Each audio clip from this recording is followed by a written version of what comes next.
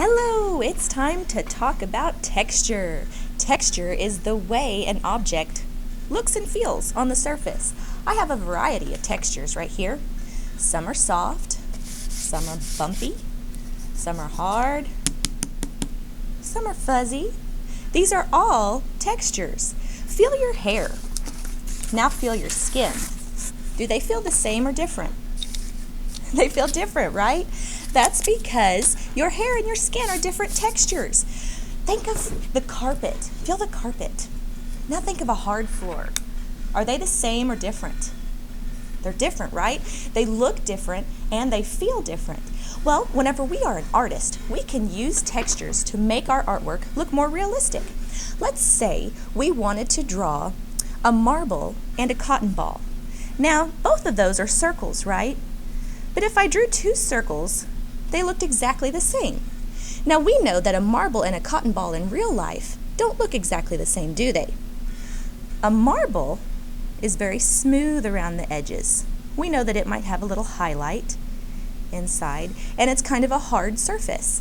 A cotton ball, on the other hand, is a little bit fluffy. So maybe we could use a wiggly line to draw our cotton ball. Maybe we could also show some of the fibers. This is texture. I'm using lines to draw texture. You can also use texture to enhance your drawings.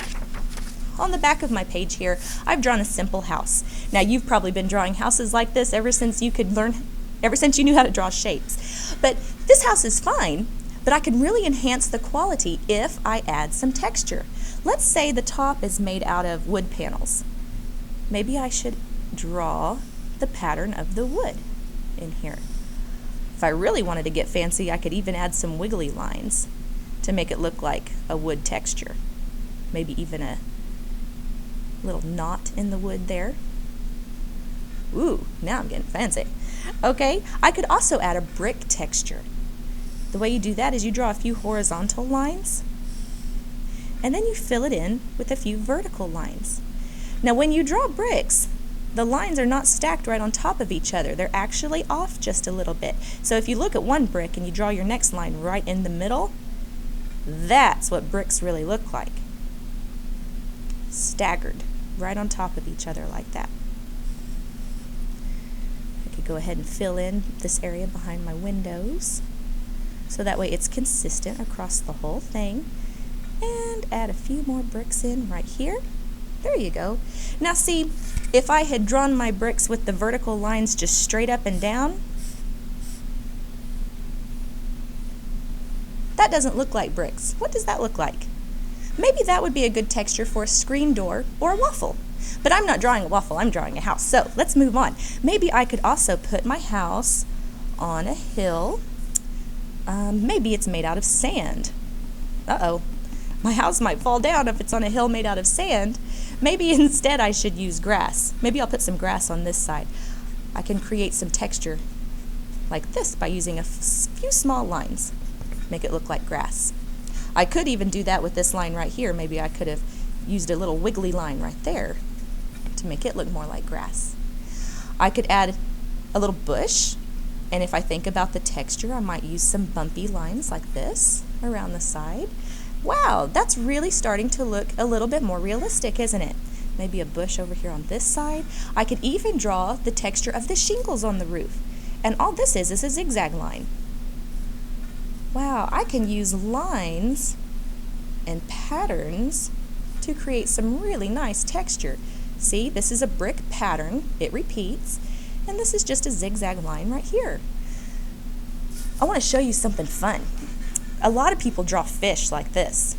Big rainbow shape, maybe another upside down rainbow shape and connect them together like this. All right, that fish looks fine and it's really easy to draw, so a lot of people can do that. But if I add just a little bit of texture, I can make it look a lot more realistic. And it's more interesting whenever you have a little extra detail added into your drawings. It makes people want to look at them longer, and it communicates what you're trying to say a little bit better. So if I start drawing a number 3, just like that, and I continue it all the way down, and then I add another one, and another one, and another one, You see how I'm just repeating this line all the way down? Now my fish has scales. I can add a few extra details in the fin, maybe even add a few more fins because usually fish have one on the top and bottom too. Now that little fishy is ready to swim, isn't he? I want to show you another really fun way to color using texture. This is really easy. You can use any page from a coloring book, or of course you can always draw your own. You can gather up a few little fun texture items like cardboard. You could use a hair comb, you could use wood, popsicle sticks, leaves, just about anything will work on this. Now here's the fun part. Lay the textured item down on your desk and put your picture right on top. Then take your favorite color and just color right across that texture. Watch what happens. See, I'm coloring up and down. But do you see that? You see the magic start to happen? There it is. I just created a texture pattern. This is called texture rubbing. That's what this is actually called.